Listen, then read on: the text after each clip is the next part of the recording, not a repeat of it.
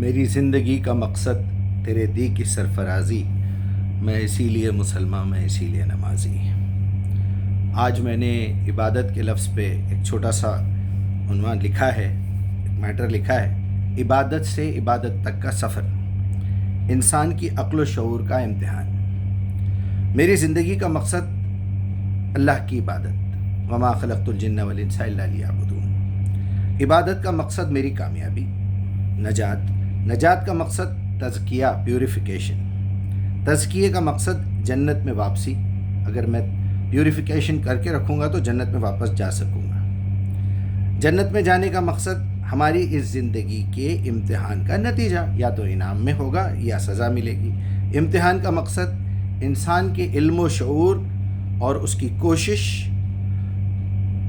کی آزمائش، جیسے صبر اور شکر۔ علم و عقل دینے کا مقصد، کیا ضرورت تھی ہم کو علم اور عقل دینے کی؟ اللہ سبحانہ تعالیٰ نے کیوں دیا؟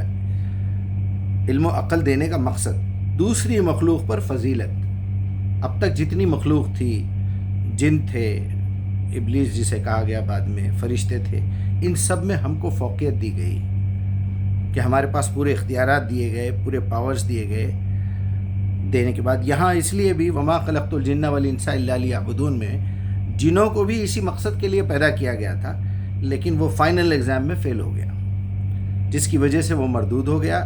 اس کا مطلب وہ پرٹیکولر ایک شخص نہیں تھا، وہ ایک جن نہیں تھا، بلکہ اس کی پوری جو ہے اولاد بھی تھی۔ جیسے آدم ایک لفظ ہے، اس کے بعد بنی آدم ہیں، ذریتہم ہیں، بالکل اسی طرح علم و عقل دینے کا مقصد دوسری مخلوق پر فضیلت۔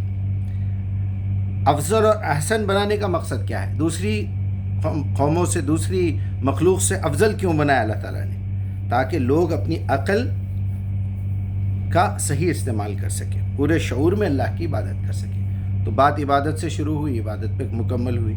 اب یہاں آخری میں نے ایک جملہ لکھا ہے کہ جو لوگ اپنی عقل استعمال نہیں کرتے وہ نہ تو مسلمان ہو سکتے ہیں، نہ کرسچن، نہ یہودی، نہ بدھسٹ، کسی مذہب کے، تو کیا وہ انسان بھی کہلانے کے لائق نہیں ہے، وہ تو حیوان بھی کہلانے کے لائق نہیں ہے، کیونکہ حیوانات کو ایٹ لیسٹ تھوڑی سی عقل تو ہوتی ہے۔ اس کے نیچے میں نے لکھ دیا ہے تحقیق و ترتیب و پیشکش مجیب الرحمن مقدس۔ السلام علیکم ورحمۃ اللہ۔ اپنا خیال رکھیے، اپنی عقل استعمال کیجیے، کوشش کیجیے، اللہ تعالیٰ سے اپنا رابطہ قائم رکھیے۔ دیکھیے پھر دنیا کا کوئی کام مشکل نہیں ہے، اللہ تعالیٰ نے آپ کو احسنی تقویم بنایا ہے۔ اپنا خیال رکھیے۔ السلام علیکم۔